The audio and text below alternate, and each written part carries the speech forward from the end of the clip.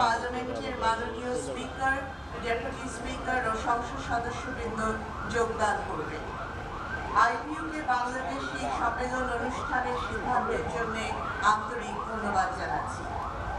সংসদ সদস্য, সহযোগী সংস্থা, আইপিইউ প্রতিনিধি ও অবজারভার প্রতিষ্ঠানের প্রতিনিধিবৃন্দ সহ মোট 1500 জন প্রতিনিধি এই সম্মেলনে রেজিস্ট্রেশন করেছেন।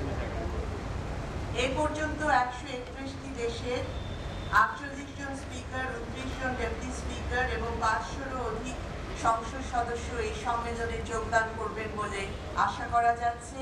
ইতিমধ্যেই আইপিইউ নির্বাহী কমিটির সম্মানিত সদস্যবৃন্দ আমাদের বাংলাদেশে এসেছেন এবং আমাদের মাঝে আইপিইউর সেক্রেটারি জেনারেল মার্টিন চুঙ্গং উনিও উপস্থিত আছেন।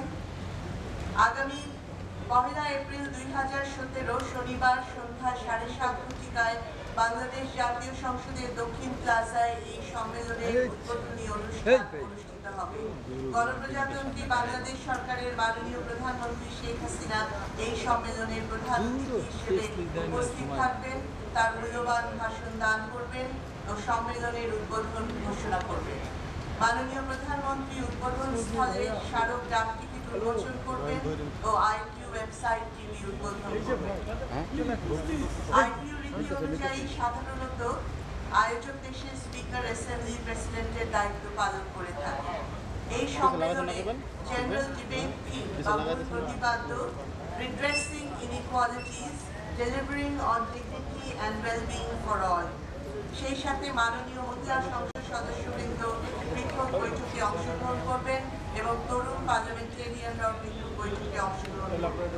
1972 সালে বাংলাদেশ জাতীয় সংসদ আইপিইউ সদস্যপদ লাভ করে।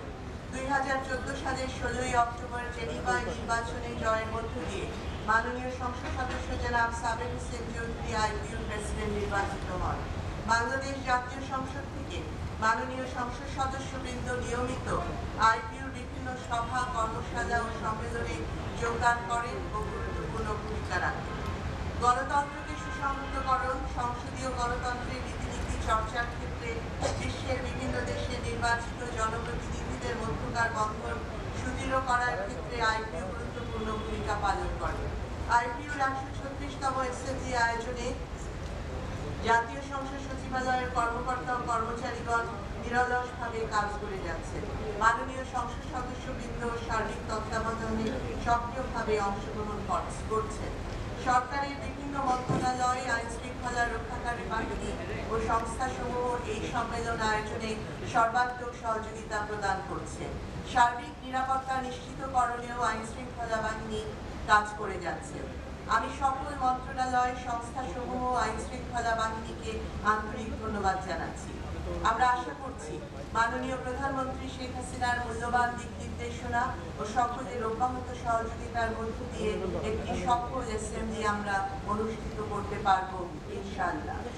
দারিদ্র্য বিমোচন, বৈষম্য নিরসন, জলবায়ুর বিরূপ প্রভাব মোকাবেলা, নারীর ক্ষমতায়ন, টেকসই উন্নয়ন লক্ষ্যমাত্রা সহ বিভিন্ন বিষয়ে এই সম্মেলনে আলোচিত হবে।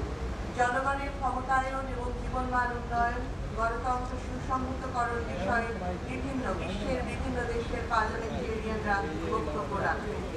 বাংলাদেশ জাতীয় সংসদ থেকে মাননীয় ডেপুটি স্পিকার জনাব অ্যাডভোকেট ফজলে রাব্বির নেতৃত্বে 17 সদস্য বিশিষ্ট প্রতিনিধি দল এই সম্মেলনে অংশগ্রহণ করবে। এই ডেলিগেশনে সরকারি দল, বিরোধী দল, স্বতন্ত্র সদস্য এবং মহিলা সদস্য, সেই সাথে তরুণ পার্লামেন্টেরিয়ান সহ এই প্রতিনিধি দলটি গঠন করা হয়েছে। গণতন্ত্রকে সুসংহতকরণ এবং এর প্র্যাকটিস অ্যান্ড প্রসিজিয়ারকে অব্যাহত রাখা, সেই ক্ষেত্রে গণমাধ্যমের একটি গুরুত্বপূর্ণ ভূমিকা রয়েছে। তথ্য প্রবাহের বর্তমান অবাধ প্রবাহের এই সময় প্রচারের ক্ষেত্রেও গণমাধ্যম গুরুত্বপূর্ণ ভূমিকা পালন করে থাকে। 136